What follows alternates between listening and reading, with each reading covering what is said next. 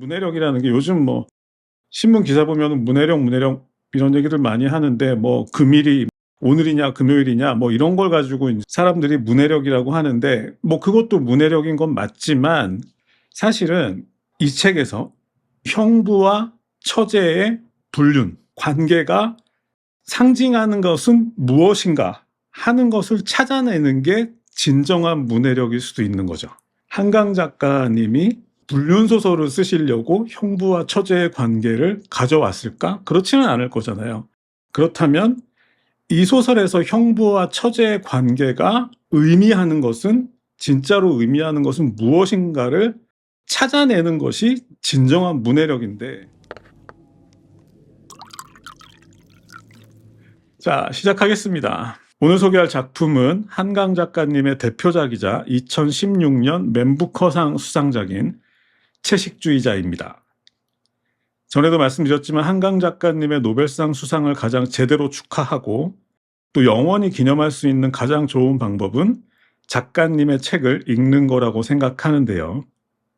그래서 피터캣 북클럽에서도 오늘부터 3주에 걸쳐서 작가님의 대표작인 채식주의자와 히라버 시간, 그리고 작별하지 않는다를 읽기로 했고, 오늘은 그 첫 번째 시간입니다. 채식주의자에 관해서는 개인적으로 인상 깊었던 일화가 하나 있는데, 작년 연말이었죠. 포르투갈 여대생 대여섯 명이 저희 매장을 방문한 적이 있었습니다. 모두 책을 좋아하는 학생들이었는데 이분들이 한강의 채식주의자를 너무 좋아해서 한국을 여행하기로 결정했고, 그래서 피터캣을 방문하게 되었다고 말했습니다. 그 말을 듣고 저는 포르투갈에 사는 사람들이 한국 여행을 가기로 결정할 정도로 이렇게 채식주의자를 좋아하는구나 싶었고, 이게 정말 부커상의 힘이로구나 이런 생각을 했었죠. 그래서 그 포르투갈 여대생들하고 그날 한 2~3시간쯤 대화를 나눴었는데, 그분들이, 오늘은 좀 책을 몇 권 갖고 얘기해야 됩니다. 그분들이 한강의 채식주의자하고 실비아 플라스의 벨자, 이 두 작품을 비교해서 저한테 되게 진지하게 말씀하시는 걸 듣고 제가 아주 깊은 인상을 받았습니다.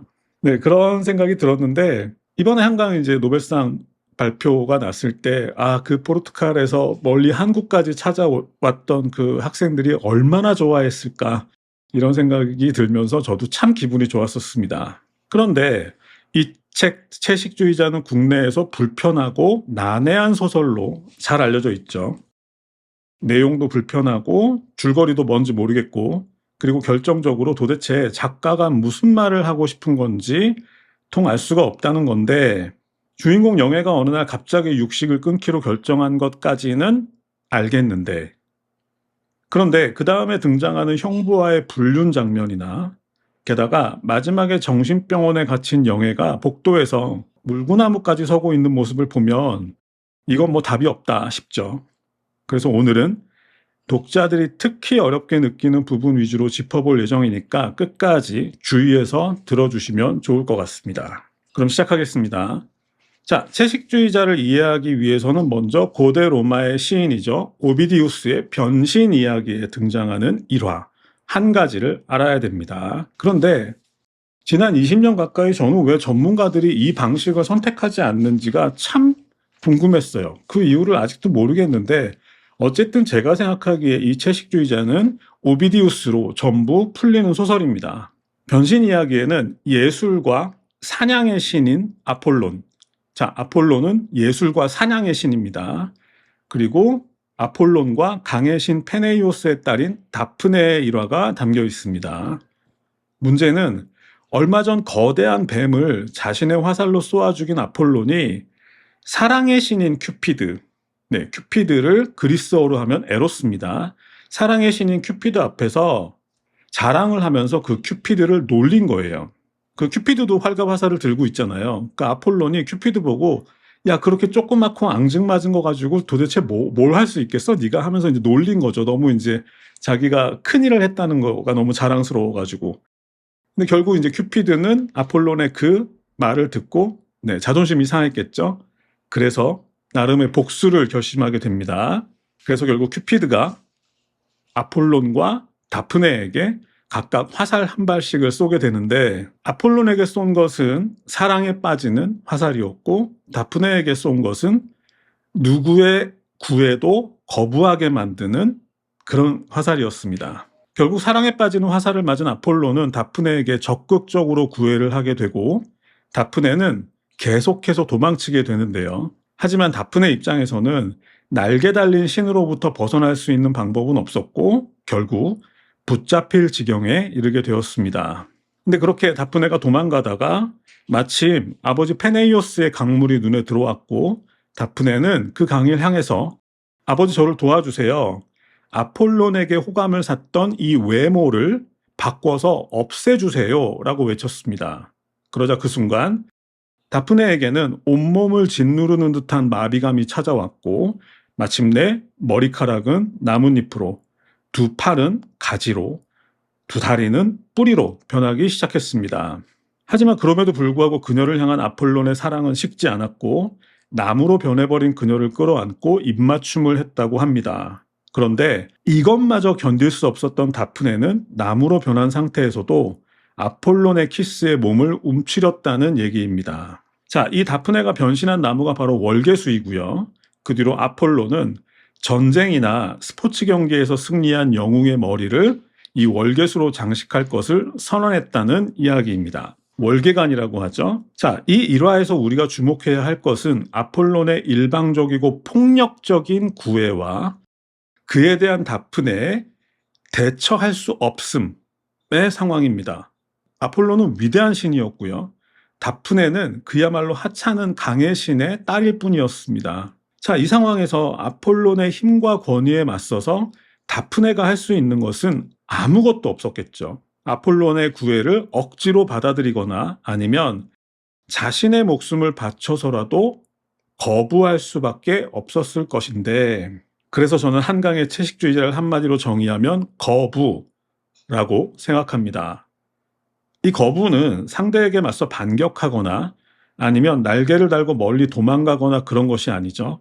그야말로 반격할 방법도 도망칠 방법도 없는 상대에 대해 할 수 있는 유일한 몸짓인 거죠. 자, 그럼 이쯤에서 여러분에게 한 가지 질문을 해보겠습니다. 그 어떤 인간도 도저히 반격할 수도 없고 그것에서 도망칠 방법도 없는 인간에게 있어 가장 압도적인 상대는 누구이겠습니까? 그 어떤 인간도 반격할 수 없는, 도망칠 수 없는 가장 압도적인 상대는 누구이겠습니까? 네. 인간에게 있어 가장 압도적인 상대는 바로 운명입니다. 자, 한강은 이 운명에 대해서 이야기하는 작가입니다. 도망칠 수도 없고 극복할 수도 없는 상태에 처한 인간들의 이야기를 그리는 작가입니다. 이건 릴케의 두이노의 비가라는 시집입니다. 오스트리아 출신의 시인인 릴케는 시집 두이노의 비가에서 운명에 대해서 이렇게 얘기했습니다. 운명이란 그런 것이다. 바라보는 것이다. 인간은 이 운명 앞에서 할 수 있는 게 아무것도 없다는 뜻인데요. 한강 또한 지난 2013년에 발표한 시집 서랍에 저녁을 넣어두었다에 수록된 서시라는 시에서 운명에 대해서 이렇게 얘기하고 있습니다. 어느 날 운명이 찾아와 나에게 말을 붙이고 내가 네 운명이란다. 그동안 내가 마음에 들었니? 라고 묻는다면 나는 조용히 그를 끌어안고 오래 있을 거야. 눈물을 흘리게 될지 마음이 한없이 고요해져 이제는 아무것도 더 필요하지 않다고 느끼게 될지는 잘 모르겠어. 그 뒤로 길게 이어지는데 역시 한강의 시도 릴케의 시와 비슷한 표현이죠. 다만 릴케가 자신의 운명을 그저 묵묵히 바라보겠다고 했다면 한강은 마음에 들던 혹은 그렇지 않던 그냥 끌어안겠다고 말하고 있습니다. 자, 이제 본격적인 책 얘기를 시작해 보겠습니다. 다프네의 일화와 거역할 수 없는 운명의 얘기를 기억하시고요. 자, 이 채식주의자에는 채식주의자와 몽고반점 그리고 나무불꽃이라는 제목의 서로 연결되는 소설 3편이 수록되어 있습니다. 주인공의 이름은 영애인데 이 영애는 채식주의자에서 육식을 거부하고요. 몽고반점에서는 형부와 불륜을 저지르고 마지막 불꽃나무에서는 정신병원에 갇힙니다. 그런데 여기서 중요한 것은 세 작품 모두 주인공 영애의 시선이 아닌 타인의 시선으로 영애를 관찰하는 방식으로 쓰여졌다는 것입니다. 채식주의자에서는 남편의 시선이었고, 몽고반점에서는 형부의 시선, 그리고 불꽃나무에서는 영애의 언니인 이내의 시선으로 그려지고 있다는 거죠. 자, 이것은 마치 다프네를 뒤쫓는 아폴론의 시선인 것도 같고, 또 토끼를 뒤쫓는 사냥개의 시선인 것도 같죠. 어쨌든 이 책을 다 읽고 나면 우리는 왜 다프네나 채식주의자의 주인공 영애가 나무가 되기로 결심했는지 알 수 있겠죠. 그것을 아는 게 이 책을 읽는 가장 중요한 이유겠죠. 먼저 첫 작품이자 표제작인 채식주의자입니다. 잘 아시는 것처럼 주인공 영애는 어린 시절부터 가부장적인 아버지의 폭력에 시달려야 했습니다. 임기응변을 할 줄 알았던 언니는 아버지의 해장국 같은 걸 끓여주면서 비위를 맞췄지만, 고지식했던 영애는 그냥 고분고분하게 아버지의 폭력을 다 맞아내야 했습니다. 그리고 폭력적이기는 남편도 마찬가지였는데요. 남편은 처음부터 영애의 그 고분고분한 태도가 마음에 들어서 결혼했고, 그 후에도 출근 시간에 맞게 깨워주고 아침을 차려주고 배웅까지 하면서도 어디 좋은 데 놀러 가자거나 뭘 사달라거나 하면서 귀찮게 하지 않는 게 특히 마음에 들었습니다. 말 그대로 만만했다는 것인데 당연히 이것도 폭력이죠. 결국 영애는 종일 자기 방에 틀어박혀서 책을 읽는지 일을 하는지 모르는 시간을 보내고 있었는데요. 남편의 시선입니다. 관심이 없었다는 거죠. 이것은 영애 입장에서는 세상의 폭력을 피해서 자신의 내부로 도망치는 시간이었겠지만, 영애의 이런 모습을 관찰하고 서술하는 남편 입장에서는 자신을 귀찮게만 하지 않으면 나도 널 간섭하지 않겠어 라는 의미가 담긴 문장인 것 같습니다. 억압을 자선으로 아는 가부장적인 남자들의 전형적인 태도 중 하나죠. 그런데 그러던 어느 날 영애가 냉장고에 들어있던 고기와 생선, 우유와 달걀까지 전부 내다버리는 일이 벌어집니다. 꿈에서 피를 봤고 피가 흐르는 날고기를 씹어 먹었다는 것인데, 자, 만약 꿈이라는 것이 평소 우리가 억누르고 있던 진짜 나 자신을 만나는 공간이라면 그 꿈은 아마도 지금까지 고기를 억지로 너무 많이 먹었다. 그래서 이제 피가 역류하기 시작했다라는 의미인 것 같습니다. 마치 아폴론에게서 도망치던 다프네처럼 너무 지쳐서 이제는 더 이상 도망칠 수도 없게 되었다는 것이죠. 이 상황에서 영애 또한 다프네처럼 거부를 선택합니다. 가장 상징적인 장면은 영애가 브래지어를 벗어버린 것인데, 이 브래지어는 여성의 육체를 하루 종일 억압하는 대표적인 상징이기도 하고, 또한 그것을 벗어버린다는 것은 이제부터는 너희들이 말하는 소위 여성성이라는 것을 거부하겠다라는 의미도 담긴 것 같습니다. 마치 아버지인 강물의 신에게 나의 이 외모를 바꿔주세요라고 말했던 다프네처럼 똑같은 얘기인 거죠. 하지만 아폴론이 다프네를 곱게 놔두지 않았듯이 세상 또한 영애를 그냥 놔두지 않았습니다. 대표적인 인물이 바로 아버지였는데, 남편이 비겁하게 친정에 이 사실을 넌지시 알렸고, 결국 그 때문에 가족 식사 자리에서 아버지가 억지로 영애의 입을 벌리고 고기를 집어넣었고, 이에 대해서 영애는 마치 그동안 쌓인 더러운 피를 전부 빼버리기라도 할 것처럼 과도로 손목을 그어버린 겁니다. 그리고 이 채식주의자는 토플리스 차림의 영애가 작은 새를 이빨로 물어뜯고는 "그러면 안 돼?" 라고 태연하게 말하는 장면으로 마무리되는데, 마치 이런 뜻인 것 같죠? 너희들은 이것보다 훨씬 더 심한 짓도 태연스럽게 하잖아. 그런데 나는 그러면 안 돼? 라고 되묻는 장면인 것 같습니다. 자, 두 번째 작품은 가장 어렵다는 몽고반점입니다. 그런데 이게 문제가 뭐냐면, 첫 작품인 채식주의자를 여성의 시각에서 읽어온 분들이 이 몽고반점에서는 굉장히 당황하게 된다는 거죠.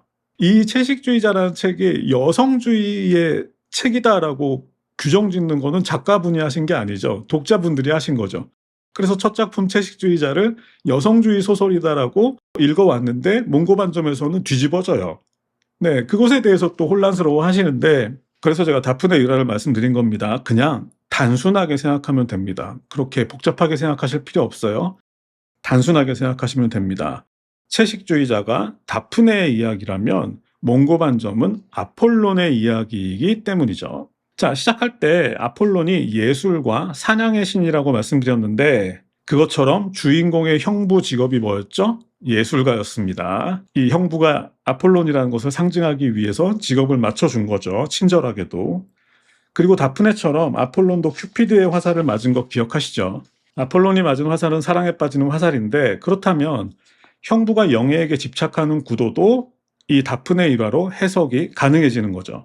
그리고 이 소설에는 이게 아마 가장 중요한 얘기가 될 것 같습니다. 이 소설에는 형부가 아폴론이라는 움직일 수 없는 증거가 하나 있는데 그것은 바로 영의 엉덩이에 있는 몽고 반점입니다. 제목이 힌트였던 거죠. 자, 이 몽고 반점은 일반적으로 아기의 엉덩이에 있는 푸른색 반점을 의미하는데 이 소설에서는 형부가 어느 날 아내로부터 영의 엉덩이에는 아직도 몽고 반점이 남아있다는 얘기를 듣고 그 후부터 영예에게 집착하게 되었다고 적혀 있습니다. 제가 이 몽고 반점의 의미를 깨달았던 과정이 꽤 길고 복잡하지만 오늘은 간략하게 말해 보겠습니다. 자, 아폴론 또한 화살을 맞았죠. 그런데 아폴론과 다프네에게 화살을 쏜 주체는 누구입니까? 큐피드죠. 그러면 여러분 이 자리에서 한번 큐피드의 모습을 상상해 보시죠. 어떤 모습이 떠오르시나요? 활과 화살을 들고 있는 아기가 떠오르죠. 아기. 그리고 마치 화살 맞은 자국처럼 푸르게 변색된 반점. 뭔가 연결이 되는 것 같죠? 그렇습니다. 영의 엉덩이의 몽고 반점은 형부에게 있어서는 큐피드가 쏜 화살이었던 거죠. 왜냐하면 그리스 신화에서 큐피드가 아기로 그려지는 이유는 바로 큐피드가 상징하는 것이 운명이기 때문입니다. 운명으로 돌아왔습니다. 고대 그리스인들도 우리처럼 인간의 운명에 대해서 생각했겠죠. 그런데 그들이 생각하기에 인간의 운명이란 것이 마치 어린아기가 쏘아대는 화살처럼 종잡을 수가 없었던 것입니다. 그래서 큐피드가 날개를 달고 활과 화살을 든 아기의 모습으로 그려지게 된 건데, 그러니까 운명이란 마치 아직 선악의 개념도 없고 도덕이나 윤리의 지배도 받지 않는 아기가 아무렇게나 쏘아대는 화살과 같다. 그런데 그 화살을 맞은 인간은 그것에 복종해야만 하는구나 하는 의미가 담긴 것이죠. 그리고 민감한 주제니까 한 가지만 더 짚고 넘어가겠습니다. 오늘 이 자리에 오신 분들이 아마 가장 궁금해하실 만한 부분일 텐데, 그런데 왜 하필 형부일까? 한강 작가님이 바보가 아닌데 독자들이 불편해할 것을 뻔히 알면서도 왜 작가가 형부와 처제의 분류를 선택했나 하는 것인데, 사실 그것도 알고 보면 그렇게 복잡한 얘기는 아닌 것 같습니다. 왜냐하면 작가는 식물의 생식은 동물의 경우와는 다르다는 걸 강조하고 싶었기 때문이죠. 식물의 생식과 동물의 생식은 다르다는 거죠. 식물의 경우는 이동할 수가 없죠. 그래서 움직일 수가 없으니까 적극적인 생식 활동이 불가능해서 한 개체가 암꽃과 수꽃을 같이 가지고 있는 경우가 많다는 것이죠. 그런데 학자들 이야기를 들어보면 이렇게 수정된 것도 근치는 아니랍니다. 유전학적으로. 결국 두 사람이, 형부와 처제 두 사람이 한 가족의 구성원인 것은 맞지만 한 개체 안에 암꽃과 수꽃이 따로 있는 것처럼 그들의 관계도 식물이라고 생각하면 설명이 된다는 거죠.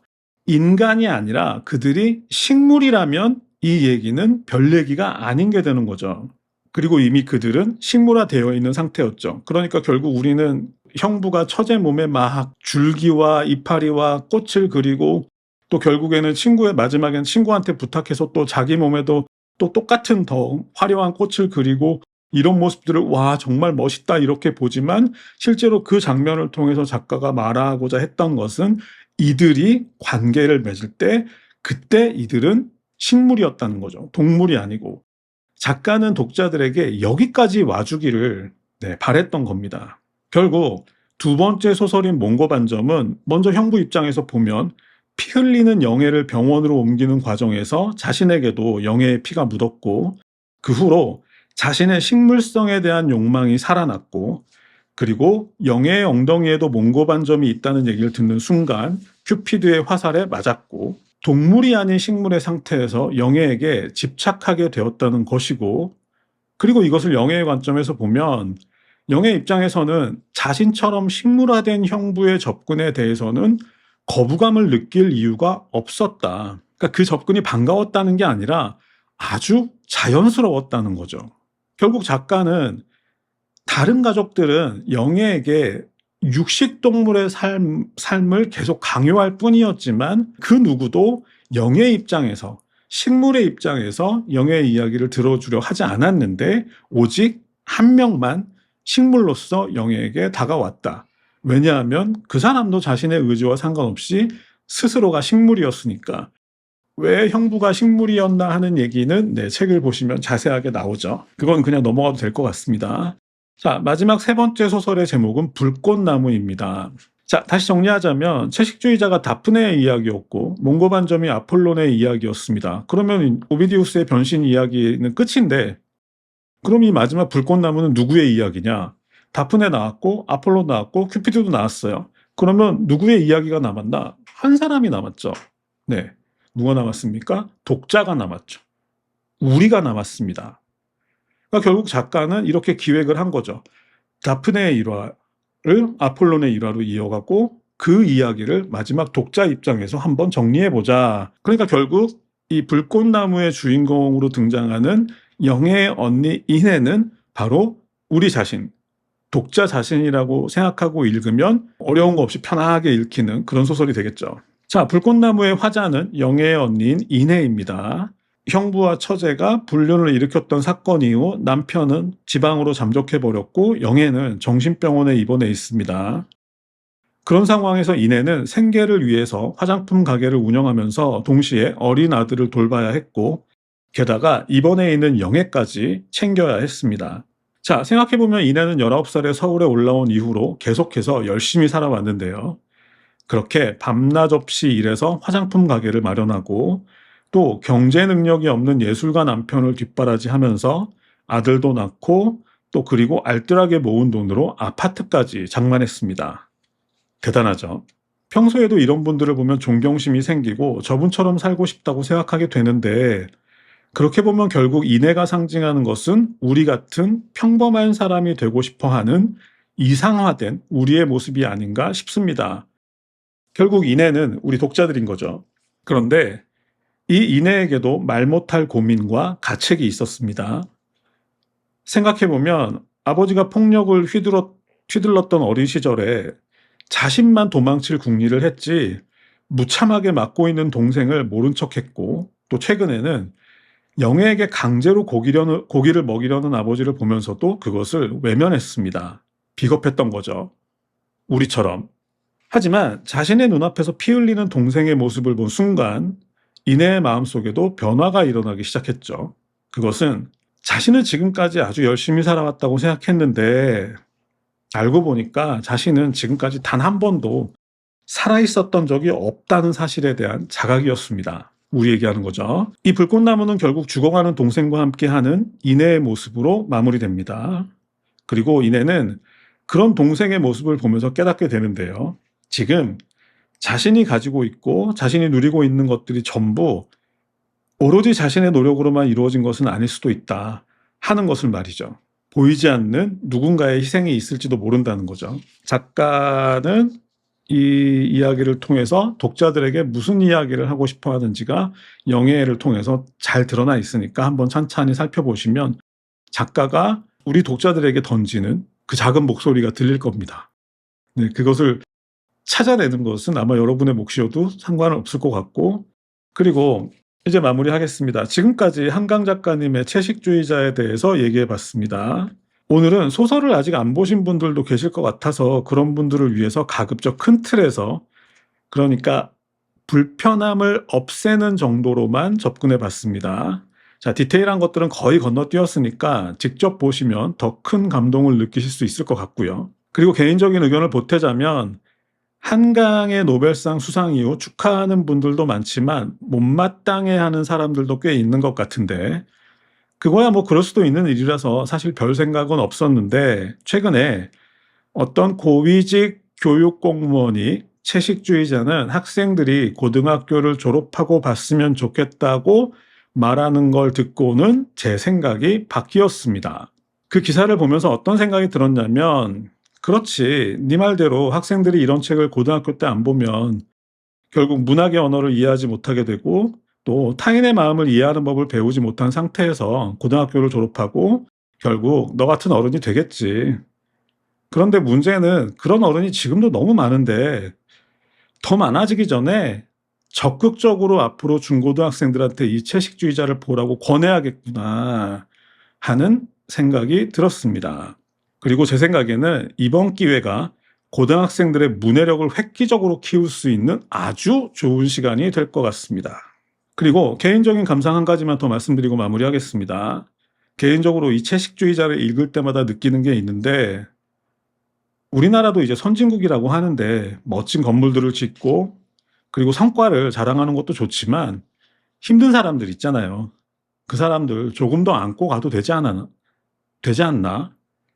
이제 그 정도 여유는 있지 않나 하는 생각이 드는 거죠.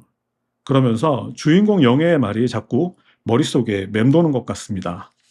그러면 안 돼? 하는 말이죠. 자, 여기까지 하겠습니다. 수고하셨습니다.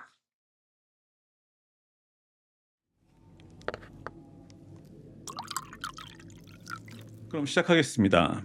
한강 작가님의 작품을 함께 읽어보는 시간, 오늘은 그 두 번째로 지난 2011년 발표된 히라버 시간입니다.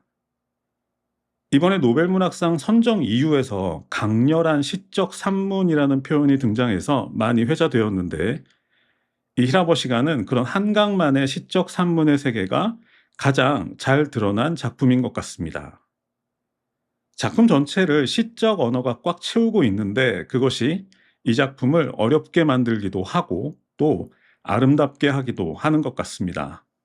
그리고 지난주에 말씀드렸듯이 이 히라버 시간 또한 운명에 관한 이야기라는 생각이 드는데, 지난주 채식주의자가 그리스 신화 속 아폴론과 다프네 일화를 원형으로 하고 있다면, 히라버 시간은 시력을 잃을 운명에 처한 남자와 목소리를 잃어가는 여자의 만남에 관한 것이라고 정의할 수 있을 것 같습니다. 남자는 시력을 잃을 운명을 타고났고 여자는 목소리를 잃을 운명에 내몰린 거죠. 그렇다면 우리는 이 책에서 두 가지 이야기를 읽을 수 있겠죠. 먼저 과거에서 현재까지 그들의 삶에 대해서, 그리고 두 번째는 그들의 미래에 관한 것이겠죠. 그런데 그들의 현재라는 것이 그렇게 녹록치 않습니다.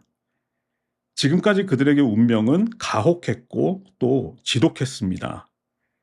그야말로 이를 악물고 버티지 않으면 안 되는 시간들이었는데, 그런데 역설적이게도 바로 그것 때문에 오히려 그들이 더 살아있다는 느낌이 드는 것 같습니다.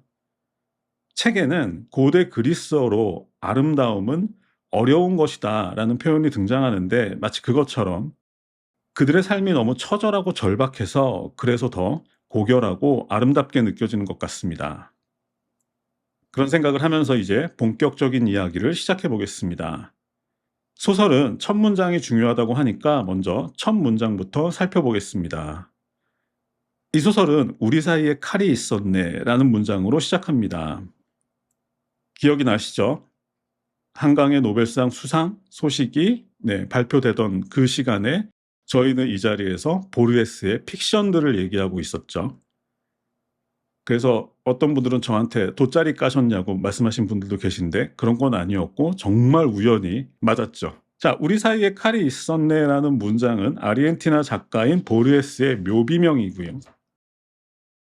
뜻은 가까워지고 싶어도 근본적으로 다가갈 수 없는 인간 사이의 거리를 의미한다고 합니다.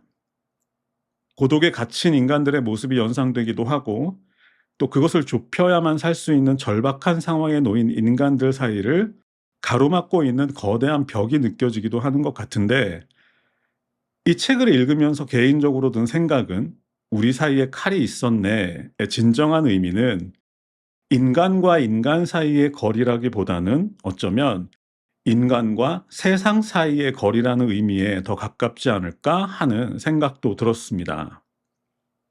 마치 그것처럼 이 작품에 등장하는 두 주인공은 세상으로부터 떨어진 채 자신만의 철저한 감옥에 갇혀 있고 또 그들 사이는 거대한 벽이 가로막고 있는데요.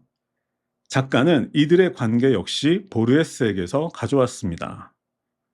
보르헤스는 1899년 아르헨티나에서 태어났고 그가 15살이 되던 해에 변호사였던 아버지가 시력 때문에 일을 포기하고 치료를 위해서 가족이 함께 스위스로 이주하게 되는데요. 그런데 보르헤스 역시 아버지처럼 점차로 시력을 잃어갔다고 합니다. 아마도 한강 작가는 언젠가는 자신이 완전히 시력을 잃게 된다는 사실을 알고서 평생을 살아야 했던 보르헤스의 심경이 어떠했을지 궁금했던 것 같고, 그리고 그것을 자신의 경우와 대비해서 하나의 이야기를 만들고자 했던 것 같습니다. 보르헤스가 시력을 잃게 될 운명에 처했다면 작가 한강은 감당할 수 없는 언어의 폭력에 절망한 상태였던 것 같은데, 그 두 이야기를 나란히 흐르게 한다면 결국 어디에서 만나게 될지 또는 영원히 만나게 되지 않을지 궁금했던 거죠. 자, 이 소설의 두 주인공은 여자와 남자로 표현됩니다. 먼저 여자의 경우로 살펴보겠습니다. 나이는 30대 후반이고 시인이고 글을 쓰면서 대학과 고등학교에서 문학을 강의하면서 살아왔습니다. 그녀는 몇 년 전에 이혼을 했고 양육권 소송에서 지는 바람에 최근에 9살 된 아들을 빼앗겼습니다. 그리고 말을 잃었습니다. 아들을 잃은 충격이 결정적이었던 것 같지만 여자의 말처럼 사연은 그렇게 간단하지 않았습니다. 그녀는 4살 때 글자를 통째로 외우는 방식으로 스스로 한글을 깨우쳤고 6살 때 자음과 모음의 구조를 깨달았습니다. 언어에 예민했다는 얘기겠죠. 그래서 언어가 가진 힘과 또한 그것이 가진 폭력성을 일찍부터 실감했던 것 같습니다. 그런 여자에게 있어서 언어의 폭력은 외부로부터의 공격이기도 했고 또 외부를 향해 저지르는 자신의 폭력이기도 했습니다. 양면적이었다는 거죠. 외부에서의 공격도 있었지만 외부를 향한 자신의 공격도 있었다는 거죠. 자, 이 부분이 가장 민감한 부분이라서 조금 자세하게 얘기해 보자면 현재 여자는 고속도로 주변에 있는 아파트에 살고 있는데 그녀에게 있어서 고속도로를 오가는 자동차들의 소음은 마치 스케이트 날 같은 것이었습니다. 이 소설에는 스케이트 날이라는 표현이 총 3번 등장합니다. 그러니까 결국 그것은 칠판을 긁는 정도의 소음이 아니라 마치 칼날처럼 자신의 내부를 파고들었다는 의미인 것 같고 결국 이것을 외부로부터의 공격을 상징하는 표현으로 받아들인다면 반대로 그녀 내부에서 비롯되는 폭력은 결국 그녀의 말과 글이었습니다. 한번 내뱉으면 다시는 주워 담을 수 없는 말과 글들이 그녀의 입과 손을 통해서 세상을 향해 내던져지고 있었고 결국 여자는 그것도 견딜 수가 없었던 거죠. 결국 그녀 입장에서는 침묵을 강요당할 수밖에 없었고 그러다가 막 17살이 되던 겨울에 최초로 말을 잃었습니다. 외부에서 들려오는 말들은 먹먹했고요. 자신의 혀와 입술 또한 마찬가지였습니다. 이 양면적인 상황을 이해하셔야 됩니다. 그런 그녀에게는 정신과 치료는 아무 도움도 되지 않았고 그렇게 침묵 속에서 살아가던 어느 날 외국어 수업 시간에 칠판에 적힌 평범한 불어 단어 한마디에 다시 말문이 열리게 되었는데 그것은 그 자체로는 별 의미는 없었습니다. 한국말로 옮기면 도서관이라는 뜻이라고 하는데 그러니까 그 자체가 어떤 의미를 가져서가 아니라 아마도 자신이 구조를 알지 못하는 낯선 외국어였기 때문에 폭력적이라고 느끼지 못해서 그래서 무의식적으로 소리를 내어서 발음할 수 있었던 것 같습니다. 그런데 이제 30대 후반이 된 그녀가 소설 제목처럼 사설 아카데미에서 운영하는 고대 그리스어죠. 네. 현대 그리스어와 구분하기 위해서 작가는 히라보라고 한 것 같으니까 앞으로는 저도 히라보라고 하겠습니다. 그러니까 사설 아카데미에서 운영하는 히라보 수업에 참여하고 있다는 얘기는 결국 최근에 어떤 이유로 다시 말을 잃었다는 뜻이겠죠. 그리고 그것은 아이를 빼앗긴 것과 관계가 있을 것이고, 그런 상황에서 과거의 경험을 되살려서 낯선 언어를 배우려고 하는 것도 혹시 예전처럼 히라버를 통해서 다시 말문이 트이지 않을까? 그러면 아이를 다시 되찾아올 수 있지 않을까? 하는 절박한 심정 때문인 것 같습니다. 그러니까 결국 여자가 히라버 수업을 듣고 있다는 것 자체가 절박한 이유가 담겨 있다는 거죠. 그리고 그런 여자의 눈에 비친 자신과 비슷한 또래인 듯한 강사의 얼굴에는 눈 주위에서 입술 가장자리까지 가늘고 희끗한 곡선으로 그어진 흉터 자국이 남아 있었습니다. 그것을 보면서 여자는 마치 오래전에 눈물이 흘렀던 자국인 것 같다고 느끼죠. 이제 남자 이야기를 시작해 보겠습니다. 아까 보리에스 말씀을 드렸는데, 남자는 보리에스처럼 15살에 온 가족이 함께 독일로 이주했습니다. 역시 보리에스의 아버지처럼 유달리 능력이 좋았던 남자의 아버지는 젊은 나이에 독일 지사의 책임자가 되었고, 그리고 역시 보리에스의 아버지처럼 시력을 잃었습니다. 남자의 경우도 다르지 않았습니다.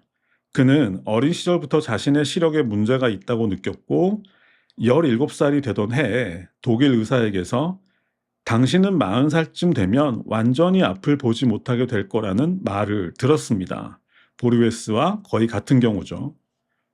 그 후로 그는 독일에서 고대 그리스 철학을 전공했고, 31살 때 혼자 한국으로 돌아와서 몇 년째 이곳 사설 아카데미에서 고대 그리스어와 플라톤을 강의하며 살아가고 있습니다.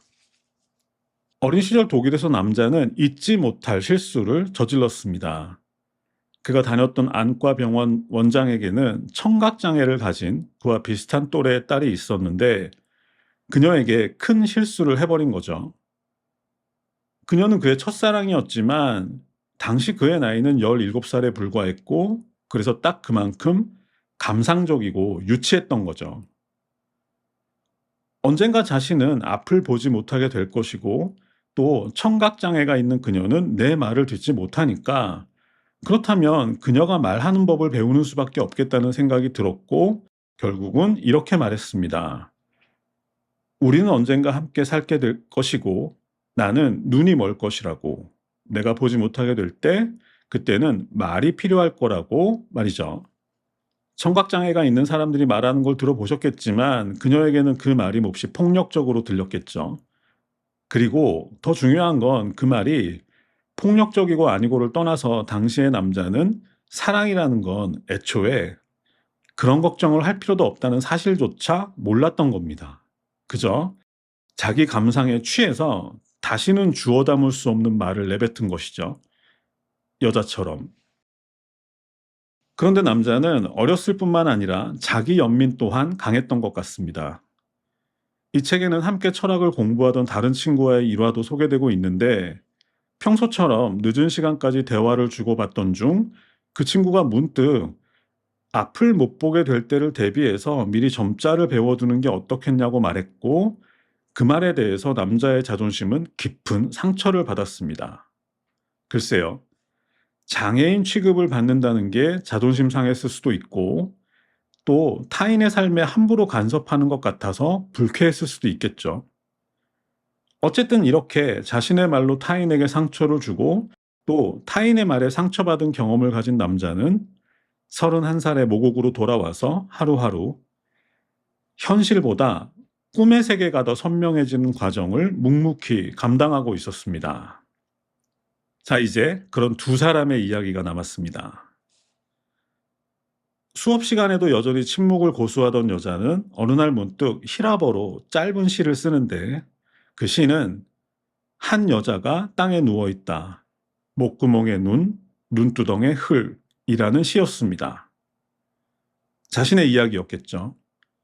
자신의 목구멍은 침묵의 눈으로 막혀 있고, 또 눈은 흙으로 덮여 있다는 의미인 것 같습니다. 그런데 학생이 시를 썼다는 얘기에 남자는 그것을 보여줄 수 없겠냐고 물었고, 이에 여자는 말없이 짐을 챙겨 들고 일어서서 교실 밖으로 나가버립니다. 이 상황에서 다시는 과거의 실수를 되풀이하고 싶지 않았던 남자는 그녀를 쫓아가서 미안하다고, 보여주지 않아도 괜찮다고 말합니다. 그런데 이 일로 두 사람의 관계에 변화가 일어나지는 않았지만 그래도 혼자만의 감옥에 갇혀있던 두 사람이 처음으로 상대방이 존재하고 있다는 것을 인식했던 순간이었던 것 같습니다. 그러던 어느 날, 여름 휴가를 앞둔 날이어서 사람이 거의 없던 어느 날, 남자는 아카데미가 있는 건물의 지하 계단으로 굴러떨어집니다. 그 과정에서 안경은 깨져버렸고 손전등 역할을 해줄 핸드폰은 집에 두고 나왔습니다. 작은 새 한 마리 때문이었는데요. 아이 주먹보다도 작은 박새였는데 신기하죠? 제가 한강의 작품을 전부 읽어보진 못했지만 채식주의자에서 주인공 영애가 물어뜯은 것도 박새였고 작별하지 않는다에서 죽었지만 아직 죽지 않았던 것도 흰색 앵무새였습니다. 한강의 작품에서 반복해서 등장하는 작은 새의 의미를 정확하게 알지는 못하지만 아마도 어떤 연약한 존재들을 상징하는 것은 분명한 것 같습니다. 그리고 그날 남자는 여자의 도움을 받게 됩니다. 여자는 남자를 말없이 부축했고 택시에 태워서 병원에 갔다가 남자의 집까지 바래다 주었습니다. 그렇게 첫 차가 운행을 시작하는 새벽까지 어색한 시간이 찾아왔고 여기서 이 책에서 제가 가장 좋아하는 장면이 등장합니다. 분위기가 어색했으니까 남자는 어떻게든 어색한 분위기를 무마하기 위해서 계속해서 무슨 말이든 해야 했고 이에 대해서 당연히 여자는 답이 없었겠죠. 그런데 처음에 어색하게 시작했던 남자의 말은 점점 자신의 과거에 대한 솔직한 고백으로 이어지고요. 그리고 그런 남자의 얼굴을 바라보면서 여자는 역시 자신도 지금까지의 자신의 운명에 대해서 생각합니다. 글쎄요, 겉으로 보면 한 사람의 일방적인 대화처럼 보일 수도 있겠지만 남자의 고백을 들으면서 자신의 과거를 처음으로 진솔한 마음으로 되돌아보는 여자의 모습을 보면 제가 지금까지 소설 속에서 마주쳐왔던 대화 중에서 이 장면이 어쩌면 가장 아름다운 대화가 아니었나 싶습니다. 역시 남자의 첫사랑이 화를 냈던 것에도 이유가 있었던 거죠. 결국 사람과 사람 사이의 간격은 물리적인 수단으로 뛰어넘을 수 있는 게 아니라는 의미였던 거죠. 결국 인간 사이에 놓인 칼은 마음으로 넘어가야 한다라는 그 의미가 너무 잘 담긴 장면이어서 제가 이 장면을 가장 좋아합니다. 다음 날 깨진 안경을 다시 맞추는 것을 돕기 위해 여자가 다시 찾아왔고요. 남자는 그런 그녀를 안았습니다. 그리고 여자는 손가락으로 남자의 어깨에 자신이 가장 좋아하는 숲이라는 단어를 썼습니다. 어린 시절부터 여자는 숲을 발음할 때 먼저 입술이 오므라들고 그 다음으로 바람이 천천히 조심스럽게 새어나오는 느낌을 좋아했습니다. 이 두 사람의 관계 같죠. 히라버시가는 여자가 다시 말을 하기 위해서 애쓰는 모습으로 마무리됩니다. 먼저 두 손을 가슴 앞에 모으고 혀끝으로 아랫입술을 축인 다음 말라버린 입술을 열고 끈질기게 더 깊게 숨을 들이마셨다 내쉽니다. 마침내 첫 음절을 발음하는 순간 힘주어 눈을 감았다 뜨죠. 마치 다시 눈을 뜨게 되면 감옥 밖의 세상에 놓이게 될 것처럼. 자, 이렇게 한강의 히라버시간 소개를 마치겠습니다. 제 생각에 여자는 다시 말을 할 수 있게 된 것 같습니다. 대단한 건 그녀의 말이 세상과 싸우기 위해서 열린 것이 아니라 마음이 먼저 열렸고 그리고 말 또한 따라서 열렸다는 거죠. 히라버시가는 결국 자신과 세상 사이에 놓인 서슬퍼런 칼날을 견디며 살아야 하는 사람들에 관한 이야기였던 것 같습니다. 이 소설이 두 사람이 함께하는 내용보다 각자가 혼자 감당해야 했던 이야기의 분량이 더 많았던 것은 아마도 그것을 극복하는 것이 그렇게 간단하지만은 않다는 것을 강조하기 위한 것 같은데요. 그것이 제게는 그렇게 간단하지는 않지만 할 수는 있다. 또는 해야만 한다. 그렇게 들리는 것 같습니다. 여기까지 하겠습니다. 감사합니다.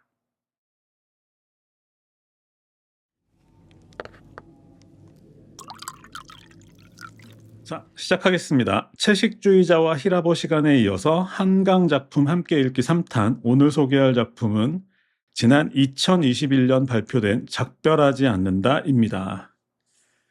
지금으로부터 76년 전인 1948년 제주에서 일어난 일을 배경으로 하는 작품입니다.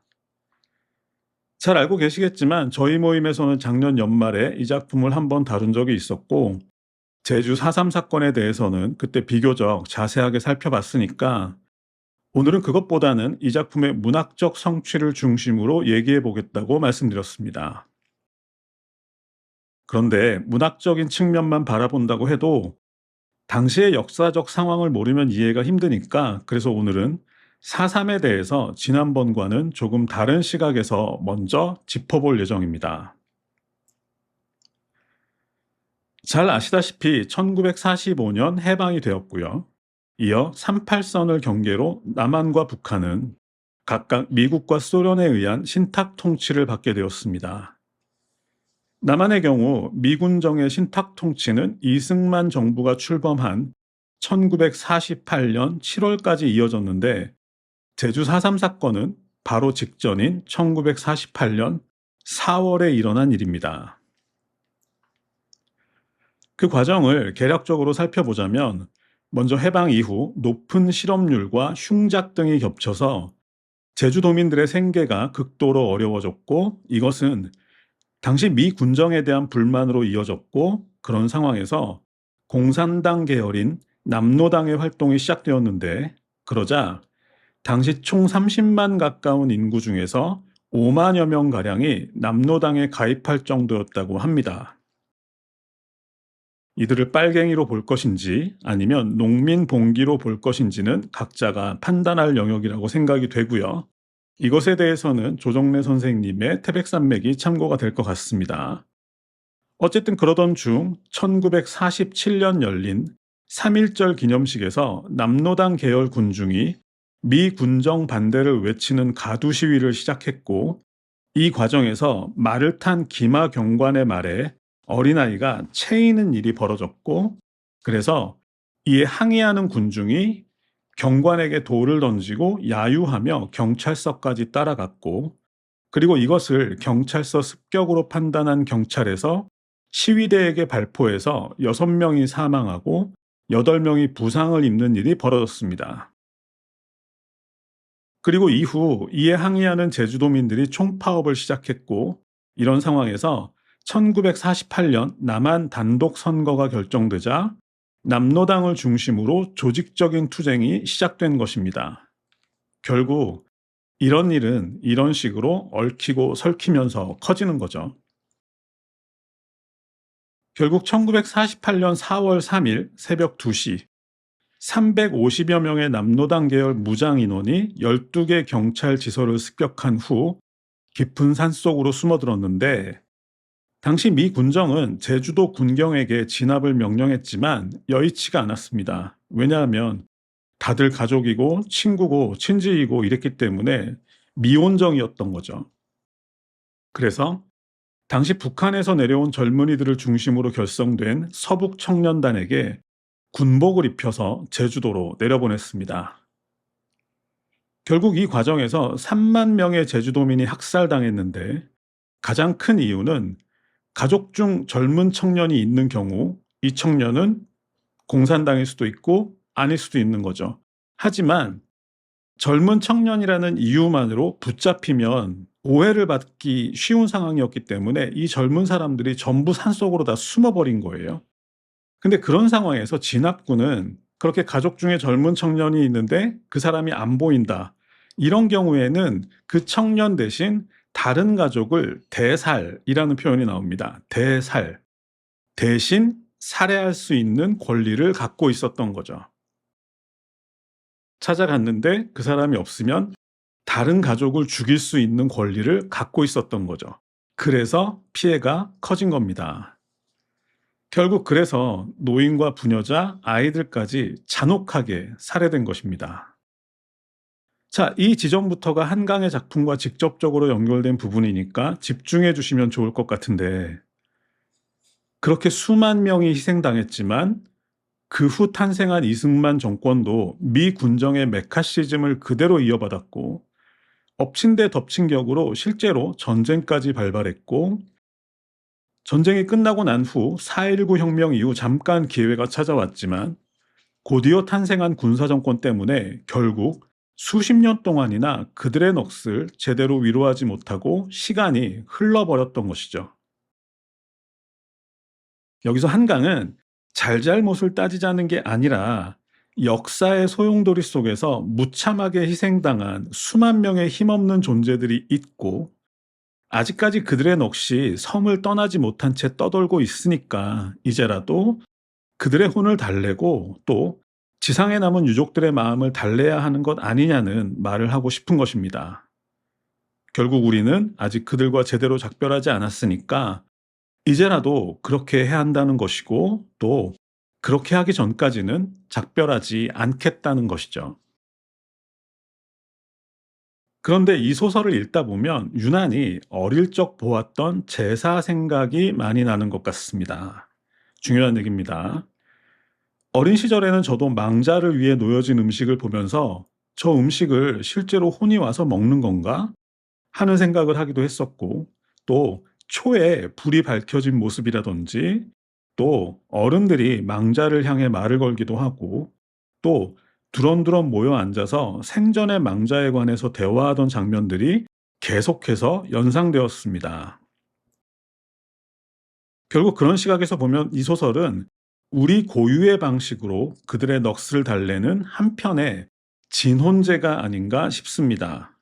그들을 찾아가고 만나고 느끼고 물과 음식을 올리고 초에 불을 밝히고 그 초가 꺼지기 전까지 그들을 기억하는 과정이 우리의 방식과 너무 닮았다는 생각이 듭니다. 그리고 아마도 그것은 우리가 애니메이션 코코에서 멕시코 사람들이 죽은이들을 기억하는 방식에 공감하던 것처럼 외국 사람들도 역시 우리의 이야기에 공감하게 된 계기가 되었던 것 같습니다. 그래서 오늘은 역사적 사실을 탐구하는 방향보다는 작가가 그들의 혼을 달래는 과정과 방식을 중심으로 따라가 보려고 합니다. 개선문을 쓴 독일 작가 레마르크는 한 명의 죽음은 비극이지만 100만 명의 죽음은 통계라고 말하기도 했는데, 그 말처럼 우리도 한강의 글을 따라가다 보면 3만 명의 죽음이라는 숫자 안에 감춰진 진짜 이야기를 만나게 될 것 같습니다. 그럼 본격적인 책 소개를 시작하겠습니다. 주인공 이름은 경하입니다. 이 경하는 작가 자신을 모델로 하고 있는데, 그것처럼 몇 년 전 아주 힘든 작품을 끝마친 후 심각한 후유증에 시달리고 있었습니다. 소년이 온다죠. 작가도 한 사람의 인간인데 한 인간이 감당하기에는 너무 무거운 짐이었던 거겠죠. 결국 그는 세상을 떠날 생각까지 하면서 힘들게 하루하루를 견디고 있었습니다. 그러던 어느 12월 하순, 경아는 친구 인선에게서 문자 한 통을 받게 됩니다. 제주도 중산간 마을 출신이었던 인선은 경아가 잡지사 편집 기자였던 시절 알게 된 사진 기자 겸 다큐멘터리 감독이었고, 같은 나이에 함께 취재를 다니며 친구가 되었습니다. 인선은 몇 년 전 치매에 걸린 어머니를 돌보기 위해 제주로 돌아갔었는데, 어머니가 돌아가신 뒤에도 목공일을 하면서 제주에 남았습니다. 그런 인선에게 갑자기 문자가 온 것이죠. 그것은 신분증을 가지고 빨리 병원으로 와 달라는 것이었습니다. 인선은 혼자서 목공 작업을 하다가 절단기에 손가락이 잘렸고 의식을 잃고 쓰러졌지만, 다행히 이웃의 도움으로 제주 병원으로 갔다가 다시 서울의 봉합 전문 병원으로 이송된 것이죠. 그런데 이 지점에서 아주 상징적이고 불편한 장면이 등장합니다. 경아가 병원 로비에 들어설 때 벽에 손가락과 발가락이 잘려져 있는 사진들과 또 그것이 봉합된 사진들이 함께 걸려 있었는데, 이때 경아는 불편한 마음에 눈을 돌리고 싶었지만 그러면 오히려 실제보다 더 무섭게 기억될 수도 있을 것 같아서 제대로 들여다보기로 마음을 먹게 됩니다. 그런데 그것을 막상 대면한 순간 자신이 생각에 잘못되었다는 것을 깨닫게 되죠. 그것은 제대로 볼수록 더 고통스러운 사진이었습니다. 바로 이 소설 전체를 예고하는 장면이었죠. 결코 쉬운 일이 아닐 것이다 하는 의미가 담긴 문장이었는데, 그것은 독자 입장에서도 그렇겠지만 그보다는 그것을 쓰지 않을 수 없는 작가에게 더 그랬던 것 같습니다. 경아에게 인선이 다급하게 연락했던 이유는 바로 한 마리 새 때문이었습니다. 인선은 두 마리의 흰색 앵무새를 기르고 있었는데 얼마 전 한 마리가 죽고 지금은 한 마리만 남았는데, 물과 모이를 주지 않으면 그 새마저 곧 죽을지도 모르니까 경아에게 당장 제주로 가달라는 것이었습니다. 또 새가 나왔죠. 채식주의자에서도 그랬고 히라보 시간에서도 그랬듯이 다시 새가 등장했습니다. 이쯤 되면 한강의 소설에서 새가 상징하는 것이 분명해지죠. 그것은 바로 작고 힘없는 존재들을 의미하는 것인데요. 작가는 이렇게 설명하고 있습니다. 새들은 날기 위해서 최대한 무게를 줄여야 하기 때문에 뼈에도 구멍들이 뚫려 있을 뿐 아니라 위도 정말 작아서 조금만 먹을 수 있고, 피도 체액도 역시 조금뿐이라서 약간만 피를 흘리거나 목이 말라도 생명이 위험해진다는 것입니다. 그리고 포식자들의 표적이 되지 않도록 아무리 아파도 아무렇지도 않은 척 앉아 있다는 것이죠. 그러다가 더 이상 견딜 수 없는 순간이 오면 바닥에 떨어진다는 것인데요. 하지만 그렇게 연약한 존재지만 먼 옛날 지구의 소행성이 충돌해서 지구 전체가 용암으로 뒤덮였을 때 그들은 몇 날 며칠이고 하늘을 날아서 결국 살아남았다는 것입니다. 그들의 가벼움과 연약함으로 끝내 살아남았다는 것이죠. 결국 이것을 통해서 우리는 한강 작가가 누구를 바라보고 또 누구를 위해 글을 쓰는 작가인지 분명하게 알 수 있을 것 같습니다. 다시 책으로 돌아와서, 그런데 이 이야기를 들은 주인공 경아는 왠지 망설이는 느낌입니다. 소년이 온다를 쓸 때의 고통이 아직 그대로 남아있는데 또 그만큼의 고통을 짊어져야 한다는 게 감당이 되지 않았겠죠. 하지만 그 순간 인선의 말은 부탁이 아니라 명령이었습니다. 작가 한강에게 주어진 소명이었던 것이죠. 그렇게 아침 산책길에 문자를 받고 바로 병원에 들렸다가 공항으로 달려온 경아는 아무 준비 없이 가장 빠른 비행기를 타고 제주로 향합니다.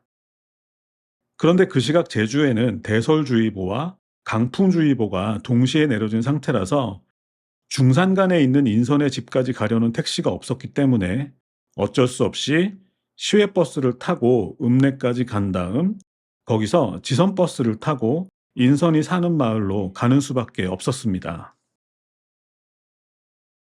자, 이제 눈 이야기가 시작될 차례입니다. 이 소설에는 눈에 관한 묘사가 워낙 많이 등장하기 때문에 도저히 그냥 지나칠 수도 없을 정도인데요. 결국 작가가 이 눈을 통해 꼭 하고 싶었던 말이 있다고밖에 생각할 수밖에 없겠죠. 그것처럼 읍내로 향하는 차창 밖으로는 눈보라가 몰아치고 있었는데 바람이 쉴 새 없이 방향을 바꾸면서 이리저리 눈보라를 일으키는 모습이 마치 수만 마리 새들이 무리지어 날고 있는 것처럼 보였습니다. 이 책을 처음 볼 때 바로 이 장면에서 노벨상을 예감했다고 말씀드렸었는데요. 아, 작가는 흰 옷을 입은 그들의 혼을 하얀 새와 연결하고 또 그 새들을 흰 눈과 연결했구나. 소설에서 눈이 내리는 장면은 많이 봤지만 이런 것은 처음이다. 정말 유일한 소설이구나. 그리고 눈에 대한 묘사를 통해서 하얀 옷을 입은 사람들을 떠올리게 한다는 것이 정말 한국적이구나. 참 대단한 문학적 성취라는 생각이 들었습니다. 눈에 관한 또 하나의 인상적인 장면은 경화가 시외버스에서 내린 후 시작됩니다. 그곳에서 중산간으로 가는 지선버스를 타야 하는데 그날이 마침 일요일인데다가 폭설 때문에 모든 상점이 닫혀 있었던 거죠. 그런데 그곳의 눈은 지금까지와는 많이 달랐습니다. 모든 바람이 갑자기 사라지고 그저 허공을 가득 메운 눈송이들만 조용히 떨어지고 있었는데 마치 어떤 장소의 입구에 도착한 것 같다는 느낌을 받게 되는 장면인 것 같습니다. 하지만 아직까지도 경아의 마음속에는 어떤 거부감이 남아 있었죠. 폭설 때문에 지선버스가 운행하지 않을지도 모른다는 생각, 그렇다면 시내로 돌아갈 수밖에 없겠구나 하는 생각을 하고 있었는데 어쩌면 그것은 그곳에 가고 싶지 않다는 소망의 표현처럼 보이기도 합니다. 이렇게까지 고생해 가면서 살리고 싶은 만큼 그새를 사랑하지는 않는다고 느꼈던 것인데 하지만 그 순간 버스 정거장에서 마치 나무처럼 조용히 눈을 맞고 서 있는 한 할머니를 발견하게 됩니다. 좋게 80은 되어 보이는 그 할머니는 지팡이에 의지하고 있었고 고개도 계속해서 가만가만 흔들리고 있었는데 경아에게 그 순간은 마치 돌아가신 인선의 어머니와 마주친 듯한 느낌이었습니다. 그리고 이건 개인적인 생각이지만 제 생각에는 그 할머니가 마치 경아에게 가도 된다고, 괜찮다고 말하는 것처럼 보이기도 했습니다. 한강 작가는 전에 이런 말을 한 적이 있었습니다. 세상은 고통으로 가득한데, 그런데 세상은 왜 이렇게 아름다운가 하고 말이죠. 그것처럼 이 소설은 아름다움과 고통을 넘나들면서 진행되는데, 이번에 경아를 기다리고 있던 것은 고통이었습니다. 오후가 깊어지면서 주변이 어두워졌고 전에 딱 한 번 와봤던 산길은 눈 때문에 방향을 잡기가 힘들었던 거죠. 그렇게 눈 속을 헤매던 경아는 결국 비탈에서 미끄러져서 돌과 바위에 부딪히며 한참이나 굴러 내려갔고 그러던 와중에 휴대폰까지 잃어버리게 되었습니다. 그렇게 알 수 없는 시간이 지났고 정신을 차린 후 눈 속에서 벌벌 떨고 있던 경아는 문득 어쩌면 지금 자신의 얼굴을 덮고 있는 이 눈이 76년 전 학교 운동장에 쓰러졌던 인선이 어머니의 가족들 얼굴 위에 내렸던 눈과 같은 것일지도 모른다는 생각이 들었습니다. 물은 순환하는 것이니까 이 눈이 그 눈이 아니라는 법은 결코 없는 것이죠.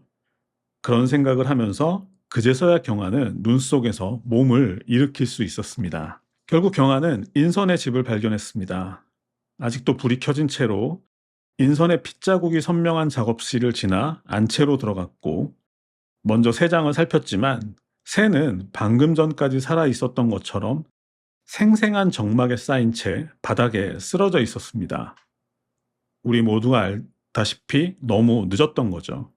하지만 이 소설은 그것을 알고 시작하는 소설이니까 중요한 건 지금부터겠죠.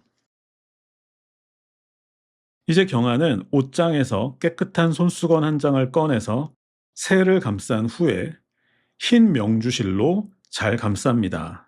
그리고 비스킷 통에 자신의 목도리를 잘 포개 넣고 그 안에 새를 넣은 다음 뚜껑을 잘 덮고 마당에 있는 나무 아래 잘 묻어줍니다.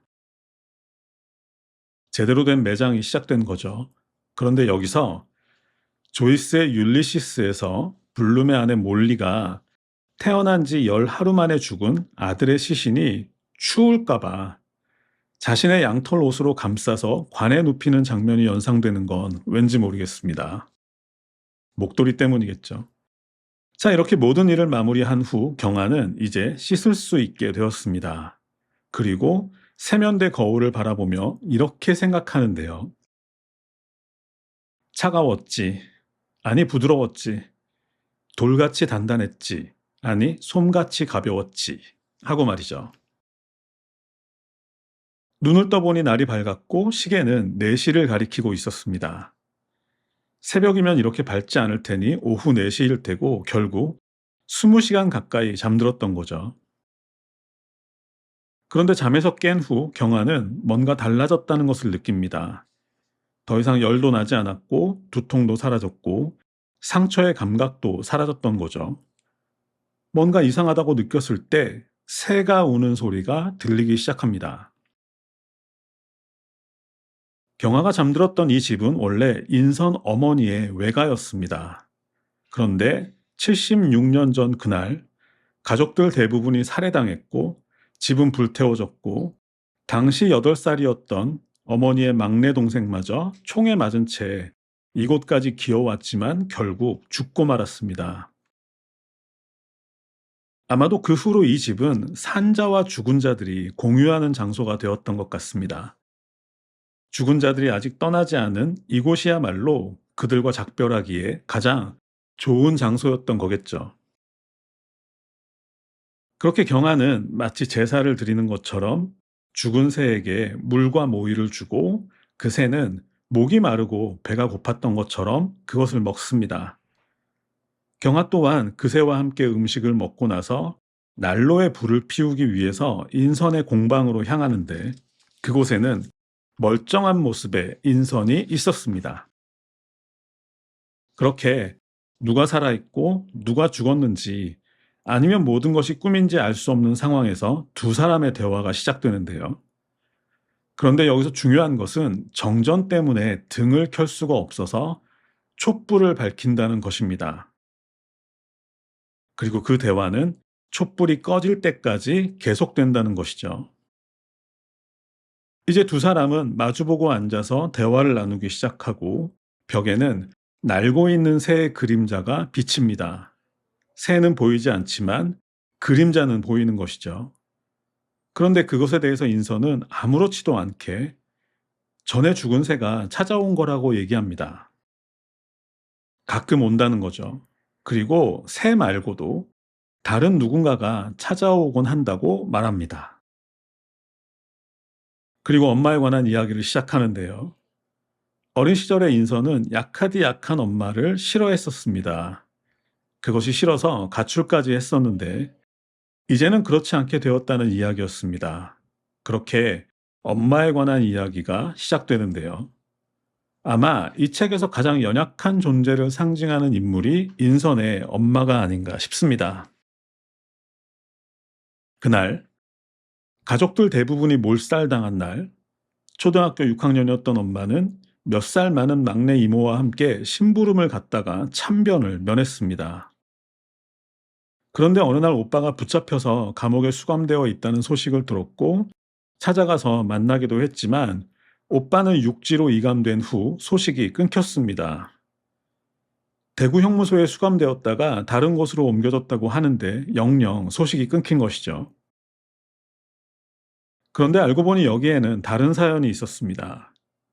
당시 정부는 전국에서 빨갱이들을 잡아들이고 있었는데 그런데 전쟁이 터진 겁니다. 결국 전쟁까지 터진 마당에 그들을 수용하느니 차라리 죽이기로 결정했고 그래서 수천 명이 총살되어서 폐광에 던져졌고 오빠도 그곳에 묻혀 있을 가능성이 높았던 것이죠. 하지만 왜소하고 약하기만 했던 인선의 엄마는 오빠의 흔적을 끝까지 추적했습니다. 그렇게 끈기 있게 한 장씩 자료를 모았고 엄마가 세상을 떠난 이후에는 인선이 그것을 물려받았습니다. 인선의 엄마는 밤에 찾아오는 것들이 무서워서 이불 밑에 쇠톱을 깔고 잘 정도로 약한 사람이었지만 한편으론 수십 년 동안 전국을 누빌 정도로 약하지 않았던 것이고 결국 그런 존재들 덕분에 미래의 우리도 76년 전의 진실을 알 수 있게 된 것이겠죠. 그렇게 두 사람의 대화는 초가 꺼질 때까지 계속되었습니다. 마침내 촛불이 꺼지자 어둠 속에서 인선의 기척은 사라졌고요. 하지만 경아는 인선에게 아직은 사라지지 말라고 얘기하며 성냥 한 개에 불을 붙이고 그러자 성냥에서 불꽃이 솟아올랐습니다. 그리고 그 불꽃은 심장처럼 꽃봉오리처럼 그리고 세상에서 가장 작은 새의 날갯짓처럼 타올랐습니다. 자, 이렇게 소설은 마무리됩니다. 평소보다 소개가 조금 길어졌는데 딱히 뺄 내용은 없어서 그냥 진행했습니다. 사실 뺄 내용이 있다기보다는 더 자세하게 얘기하지 못한 게 아쉬운데 그것은 이 자리에 계신 여러분들의 몫으로 남겨둬도 될 것 같습니다. 제가 작별하지 않는다를 처음 읽었을 때 저는 제발트의 토성의 고리가 많이 생각났었습니다. 토성의 고리 또한 역사의 거대한 사건 속에서 희생당한 이름 없는 사람들에 관한 책이죠.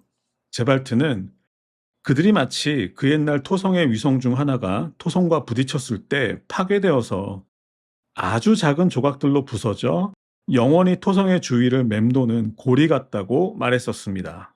한강 또한 평소에는 거의 목소리를 들어볼 수 없는 이름 없는 사람들에 관한 이야기를 하는 작가죠. 하지만 아까 언급했던 것처럼 고통으로 가득한 이 세상이 한편으론 너무나 아름다운 것처럼 그들의 삶 또한, 자, 이제 마칠 때가 되었으니까 그냥 우리라고 하죠. 우리들의 삶 또한 그렇게 고통스럽지만 한편으론 너무 아름답지 않나 하는 생각이 들었습니다. 약하지만은 않다. 이런 생각이죠. 여기까지 하겠습니다. 감사합니다.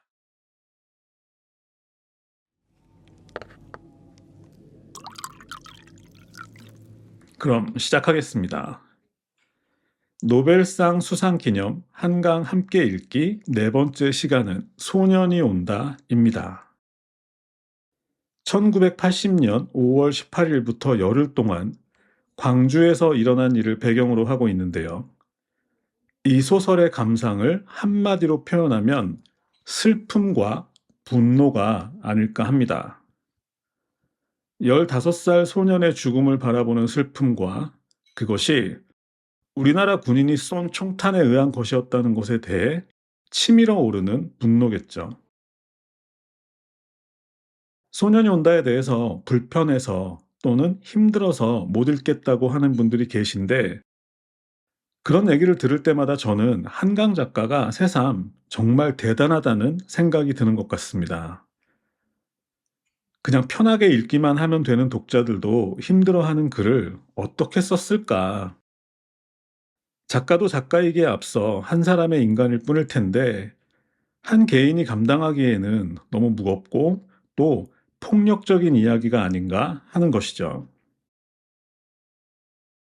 그리고 특히 요즘 들어서 저는 글이라는 게 정말 무서운 거구나 하는 생각도 하게 되는 것 같습니다. 정부를 장악하고 국회를 장악하고 언론을 장악하고 이에 항의하는 국민들을 죽이기까지 해서 그렇게 얻은 권력이라는 것도 사실 별게 아니구나. 소설책 한 권을 못 이기는구나 하는 생각이 들었습니다. 왜냐하면 이 책은 적어도 전 지구적 차원에서는 영원히 진실의 책으로 남게 되었기 때문이죠.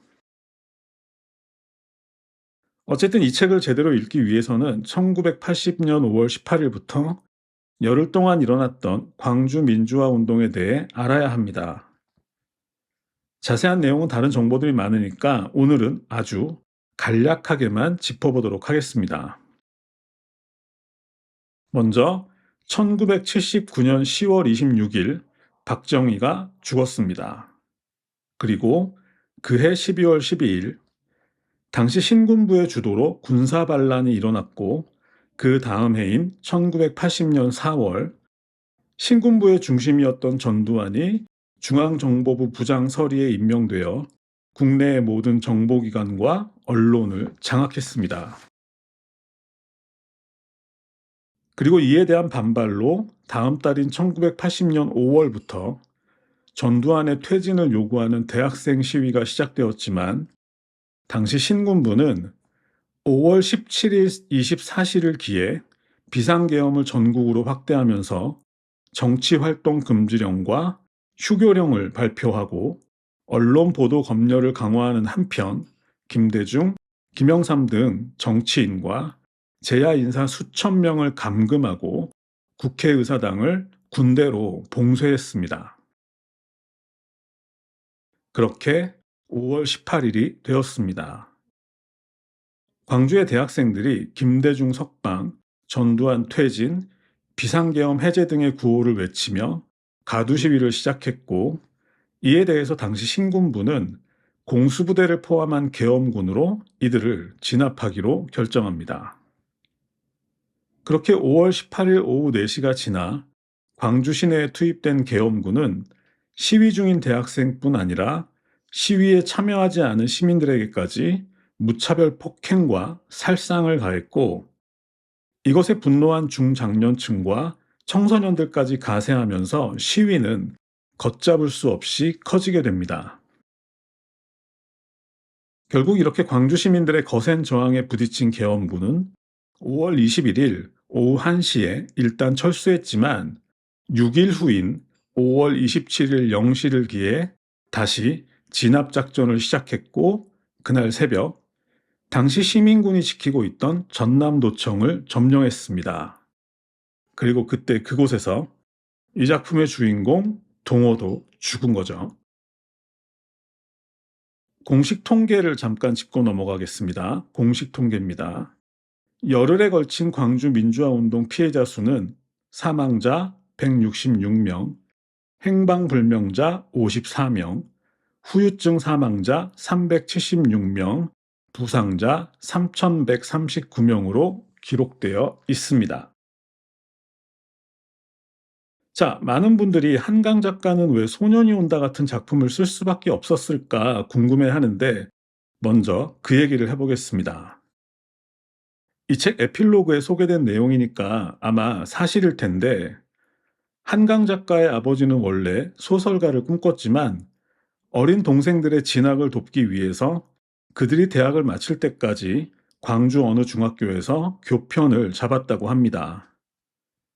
그러던 중에 한강 작가가 태어났고, 한강은 마당에 동백나무와 붉은 장미가 있고, 그 장미가 시들 때쯤이면 문간채 외벽을 타고 커다란 흰 접시꽃들이 어른 키만큼이나 자라는 한옥에서 9살 무렵까지 생활하게 됩니다. 당시 한강 작가의 방은 마루에서 부엌으로 건너가려면 지나야 하는 부엌머리 조그만 방이었는데, 여름이면 그 방바닥에 배를 대고 엎드려서 숙제를 했다고 하네요. 그러다가 아버지 전근 때문인지 집을 팔고 이사할 일이 생겼고, 그렇게 그 집을 구입한 사람은 시장에서 장사를 하는 가족이었는데, 그 집 막내 아들이 중학교 1학년 때 한강의 아버지에게 수업을 들었던 학생이라 재미있는 인연이라고 생각했다고 합니다. 아버지는 물론 그 친구를 기억하고 있었는데, 아버지 기억에 의하면 그 학생은 작문을 꽤 잘했던 친구였다고 합니다. 그렇게 한강 가족은 광주의 다른 동네로 이사 갔다가 작가가 10살 무렵에 아버지 동생들이 학업을 마치고 아버지도 소설에 집중할 수 있게 되어서 서울로 이사 갔다고 하고요. 그리고 그 일이 터진 거죠. 그때 한강은 어른들이 소근거리는 얘기를 들었는데, 그 소년이 다니던 학교에서만 3명이 죽었는데, 그 중에 그 소년과 그 집 문간채에 살던 그 소년의 친구도 함께 희생되었다는 것이었습니다. 하필이면 한강이 태어나 자랐던 그 집에서만 2명의 희생자가 나온 것이죠. 당시 한강은 만으로 10살에 불과해서 자세한 내막까지는 알 수 없었겠지만, 그래도 그 얘기는 기억에 남았겠죠. 형제 중 막내였던 그 소년은 아마도 자기가 썼던 부엌머리 작은 방을 썼을 것이고, 또 자기처럼 그 방에서 배를 깔고 누워서 숙제를 했겠죠. 그런 기억은 시간이 지나도 사라지지 않았을 것 같습니다. 게다가 5월은 매년 찾아오고, 그렇게 매년 5월이 되어 광주의 이야기를 접할 때마다 그 소년의 모습이 떠올랐겠죠. 당시에 자신보다 불과 몇 살 많았을 그 소년을 위해 할 수 있는 것이 아무것도 없었지만, 그래도 글은 쓸 수 있을 거라 생각했을 것 같습니다. 아니면 써야 한다, 쓰지 않으면 안 된다 였는지도 모르겠습니다. 그것은 나와 상관없는 다른 사람의 이야기가 아니었던 거죠. 저도 그랬지만 이 책이 발표될 당시 한강이 갑자기 광주에 대한 이야기를 쓴 것에 대해 놀란 사람이 많았는데 지금 생각해보면 한강은 그저 자기가 태어나 자랐던 집에서 자기가 썼던 방을 썼을 것으로 짐작되는 자신보다 불과 몇 살 많았던 그 소년에 대해서 말해야 한다고 생각했던 것 같습니다. 소설은 그러라고 있는 것이니까요. 자, 이제 책 소개를 시작하겠습니다. 이 작품의 주인공은 중학교 3학년 15살의 동호이고 그 동호를 바라보는 총 6개의 시선이 담겨 있습니다. 먼저 1장은 동호 자신의 이야기입니다. 중학교 3학년이었던 동호는 희생자들의 시신을 임시로 안치했던 광주 상무관에 친구를 찾으러 갔다가 그대로 눌러 앉았습니다. 당시 동호에게는 자신의 집 문간체에서 누나와 함께 살고 있던 정대라는 친구가 있었는데 시위에 참여했던 정대가 계엄군의 총에 맞았다는 말을 듣고 시신을 찾으러 온 것이죠. 그곳에는 시장에서 필요한 물품들을 구입하거나 하면서 실물을 보던 대학생인 진수 형과 양장점에서 미싱사로 일하던 선주 누나, 그리고 당시 여고 3학년이었던 은숙 누나가 있었는데 동호 또한 간단한 일을 거들면서 그들과 함께 하게 되었습니다. 형과 누나들은 아직 어린 동호에게 집에 돌아갈 것을 권했고 또 엄마와 작은 형도 찾아왔지만 어쩐지 동호는 그렇게 할 생각이 없어 보였습니다. 사실은 이런 이유가 있었던 거죠.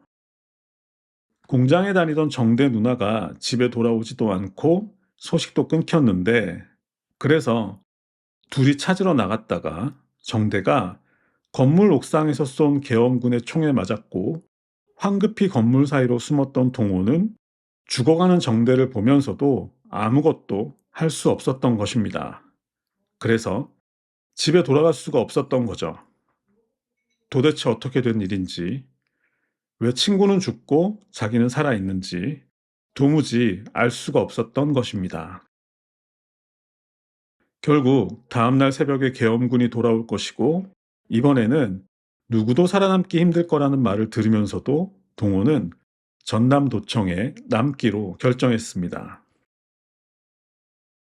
이것이 1장 동호의 이야기이고 두 번째 장은 동호의 친구 정대의 시선입니다.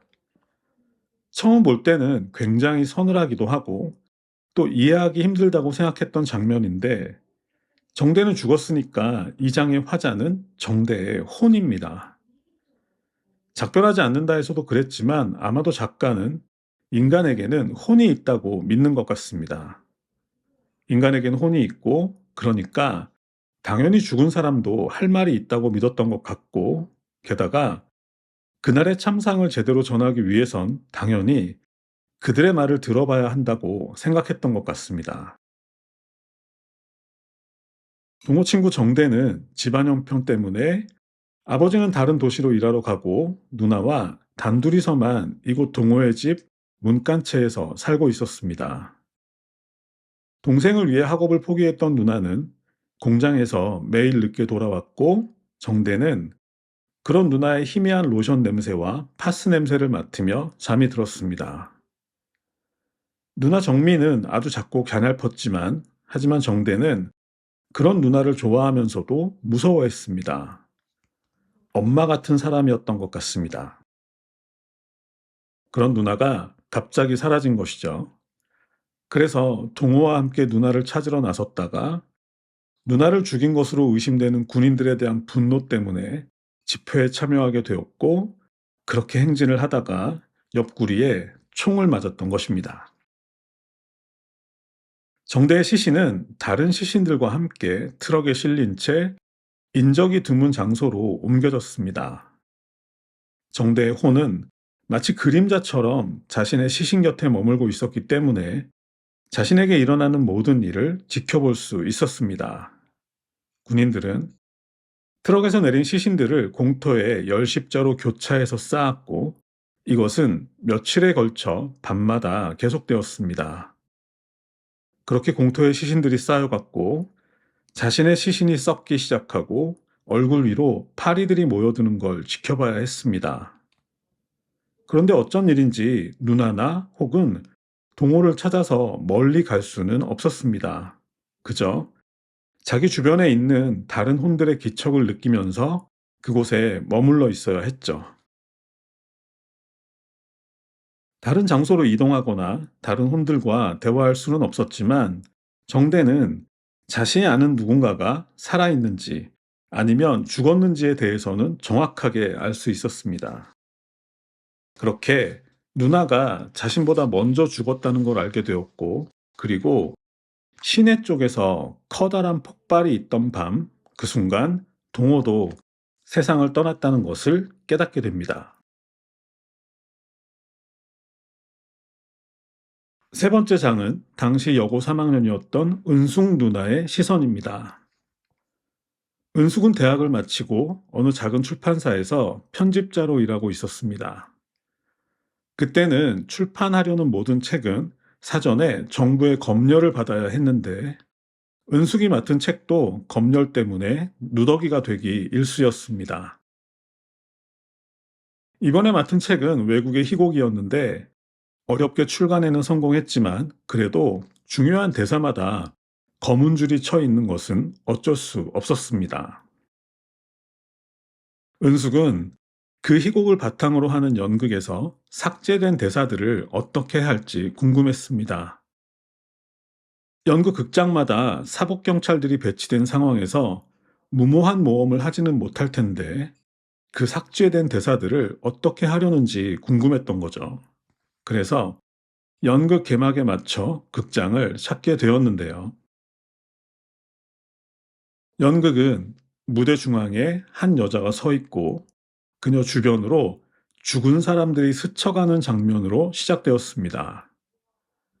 그리고 그들이 사라졌을 때 그녀는 입을 열어서 말하기 시작하는데 그것은 말이 아니라 단지 소리 없이 입 모양만으로 말하는 것이었습니다.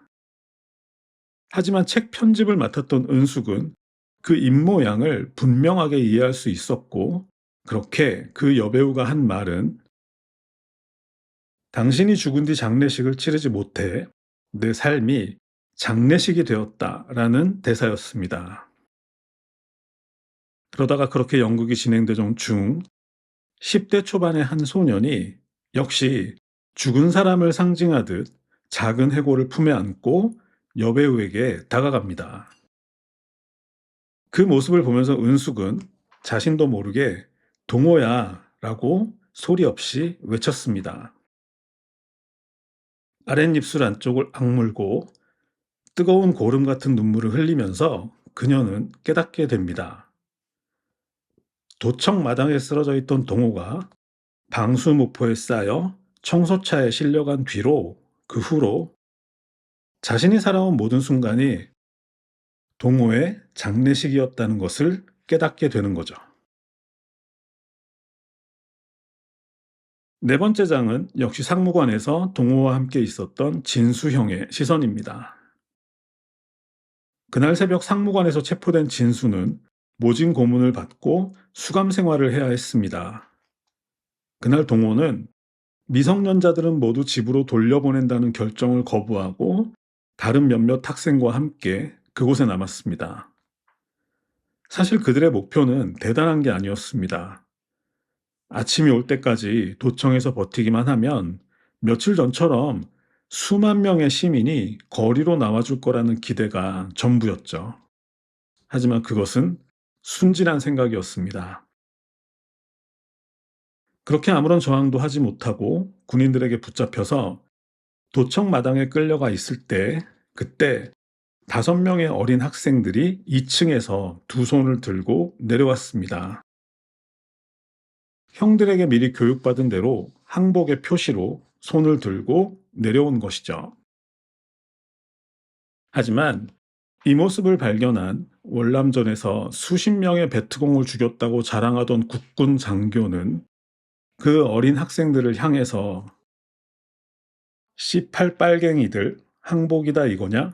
목숨은 아깝다 이거냐? 라고 말하면서 M16 소총을 갈겼습니다. 이 문장은 책에 있는 표현 그대로입니다. 두 팔을 들고 줄을 맞춰 걸어오던 학생들을 향해서 소총을 갈긴 거죠. 그리고 그곳에 동호가 있었습니다. 다섯 번째 장은 역시 동호와 함께 있던 양장점 미싱사 선주 누나의 시선입니다. 서울에서 공장에 다니던 선주는 노조 활동에 참여했다가 블랙리스트에 올라서 아무데도 취직하지 못하고 결국 누군가의 소개로 이곳 양장점에서 미싱사로 일하고 있었습니다. 그러던 중에 시위가 시작되고 진압을 위해 계엄군이 들어오자 양장점 주인 가족이 교외로 대피했고, 그렇게 할 일이 없어진 그녀는 무심코 시내를 걷다가 버스를 탄 채 행진을 하고 있던 공장 노동자들을 보고 그들과 함께 하게 된 것이죠. 노조 활동 경력까지 있었던 선주는 그야말로 모진 고문을 받았습니다. 평생 임신을 하지 못하게 되었을 뿐 아니라 그 후로도 평생 계속되는 트라우마에 시달려야 했습니다. 밤마다 누군가 자신을 찾아오는 것 같았고, 낮에는 누군가의 혼들이 자기 주변을 맴도는 것 같았습니다. 계엄군의 진압작전이 있던 전날 저녁, 그녀는 계단에 앉아서 동호와 함께 김밥을 나눠 먹었습니다. 그리고 다음날 아침, 그녀는 총에 맞아서 사지가 뒤틀린 채 쓰러져 있던 동호를 보았습니다. 결국 함께 김밥을 나눠 먹었을 때, 그때 동호를 설득해서 집으로 돌려보내지 못한 것이 한이 되었는데, 자기가 말려도 소용없었다는 사실을 안다고 해도 그래도 소용없는 일이었겠죠. 마지막 여섯 번째 장은 막내 아들을 잃은 어머니의 이야기입니다. 당연히 예상했어야 했는데 처음 읽을 때 마지막에 엄마 얘기가 나와서 몹시 당황했던 기억이 있습니다. 그래서 내가 이 얘기를 읽어낼 수 있을까 싶었는데 결국 어느 집에나 있는 그냥 자식이 커가는 얘기였을 뿐인데도 정말 쉽지 않았던 것 같습니다. 그 사건이 있고 나서 9달 후, 대통령 선거에서 좋은 인상을 주고 싶었던 전두환이 광주를 찾았을 때 소복을 입고 그를 기다리다가 울부짖고 졸도하고 경찰서에 끌려가서 그곳에 걸린 살인자의 사진을 끌어내려서 밟아 부쉈던 엄마의 이야기였습니다. 소설을 볼 때 그 책을 통해 작가가 하고 싶었던 말이 잘 이해되지 않으면 그 책 제목을 보라고 얘기하곤 합니다. 결국 책 제목이 모든 것을 말하는 경우가 많기 때문인데 이 책 소년이 온다 또한 마찬가지인 것 같습니다. 작가는 그 사건 이후에도 일어나서는 안 되는 일들이 계속해서 일어났다고 말하고 있습니다. 그 뒤에도 고문이 있었고 강제 진압이 있었고 또 참사들이 뒤따랐습니다. 하지만 우리가 눈을 부릅뜨고 그것을 똑바로 바라볼 수 있다면 끝끝내 우리는 그 사이로 걸어오는 소년의 모습을 발견할 수 있다는 것이죠. 여기까지 하겠습니다. 그러지 않는다 해서 우리 또 인상 깊었던 그거 있었죠. 눈은 그냥 물로만 이루어진 게 아니다. 이 구름이 눈이 되려면 먼지나 재 같은 것들이 핵이 되어서 먼지나 재 결정들이 이제 뭉치면서 그것이 이제 눈이 되어서 내리는 것이다. 떨어지면서 이제 그런 것들이 또 다시 붙고 해서 뭐 1km 정도를 떨어진다 그랬죠. 한강의 소설을 보면서 만약에 그거에 맞게 이제 비유를 한번 해보자면, 시도해보자면, 한강의 소설의 핵을 이루는 것은 아름다운 것만은 아닌데,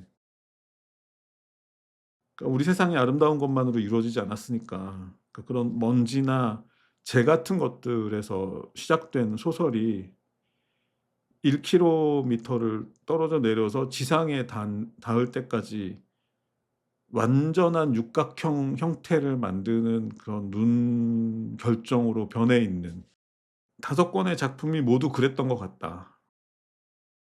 먼지나 재에서 탄생했지만 결과물은 가장 완벽한 눈 결정이었다. 그렇게 총평을 하고 마무리를 하겠습니다.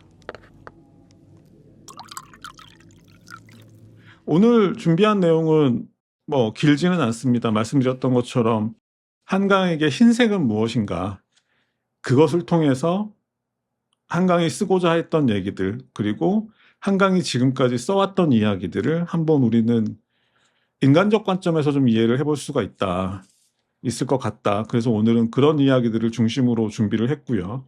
그럼 시작하겠습니다. 노벨상 수상 기념 한강 작품 함께 읽기 마지막 5번째 작품은 지난 2016년 발표된 흰입니다. 지금까지 채식주의자, 히라버시간, 작별하지 않는다, 소년이 온다까지 이렇게 4작품을 살펴봤는데, 이 작품 흰은 앞서 읽었던 4작품을 포함해서 한강의 작품 세계 전체를 조망할 수 있는 책이 아닌가 합니다. 한강은 어떤 마음으로 글을 쓰는 사람이고, 또 자신의 글이 사람들에게 어떻게 가닿기를 원하는지 가장 잘 드러난 작품인 것 같습니다. 한강 문학을 이해하기 위해선 꼭 읽어봐야 할 책이라는 생각이 들고요. 자, 그 얘기는 차차 하기로 하고, 우선 이 책을 이번에 다시 보면서 가장 좋았던 점은, 보신 분들이라면 모두 공감하실 것 같은데, 이 흰을 읽는 동안 뭔가 마음이 깨끗해지고 정화되는 느낌이 들었다는 것입니다. 모든 게 다시 제자리로 돌아가서 정리된 느낌인데, 아마도 한강의 소설 4권을 연달아 읽는다는 게 쉽지만은 않았구나 하는 생각이 드는 것 같습니다. 물론 헛수고했다는 느낌은 전혀 아니고요. 오랫동안 꿈꿔왔던 긴 여행을 마침내 해내고 난 후 찾아오는 기분 좋은 피로감 같은 거겠죠.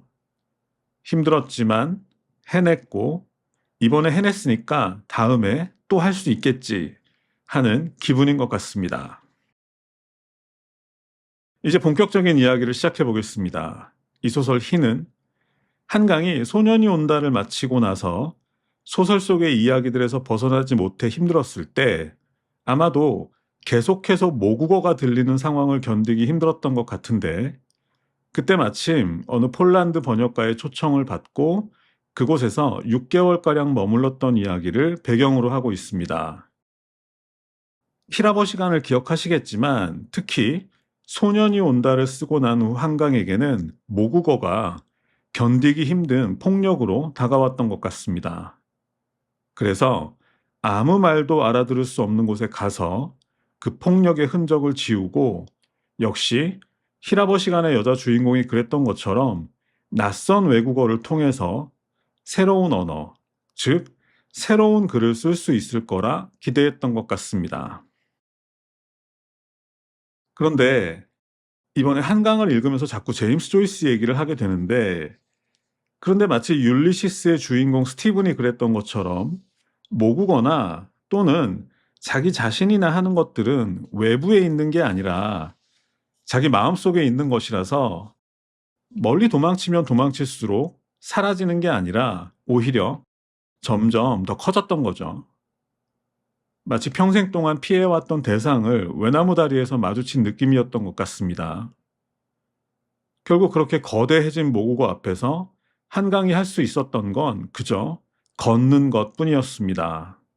그래서 히라버 시간의 주인공이 그랬던 것처럼 이 작품의 화자도 낯선 도시의 거리를 계속해서 걸었습니다. 걸으면서 자신의 모국어를 생각했겠죠. 마치 잃어버린 시간을 찾아서의 주인공 마르쉘이 그랬던 것처럼 처음엔 쳐다보기조차도 힘들었던 대상도 그렇게 계속 바라보다 보면 결국 끌어안을 수 있었을 것 같습니다. 자, 이제 이 책의 제목인 흰의 의미에 대해 알아보겠습니다. 시작할 때 말씀드린 것처럼 흰의 의미에 대해서 처음에는 당연히 모든 고통스러운 생각들을 하얗고 깨끗하게 정화하겠다라는 뜻으로만 생각했었습니다. 하지만 책 말미에서 작가는 흰색에는 두 가지 의미가 있다고 말하고 있습니다. 작가의 말을 그대로 옮겨보면 모국어에서 흰색을 말할 때 하얀과 흰이라는 두 형용사가 있다. 솜사탕처럼 깨끗하기만 한 하얀과 달리 흰에는 삶과 죽음이 소슬하게 함께 배어 있다. 내가 쓰고 싶은 것은 흰 책이었다. 이렇게 적고 있습니다. 그리고 본문 속에도 이 희다라는 의미가 아주 정확히 표현된 문장이 있는데 이것도 한번 읽어보겠습니다. 하얗게 웃는다 라는 표현은 그녀의 모국어에만 있다. 아득하게, 쓸쓸하게, 부서지기 쉬운 깨끗함으로 웃는 얼굴 또는 그런 웃음.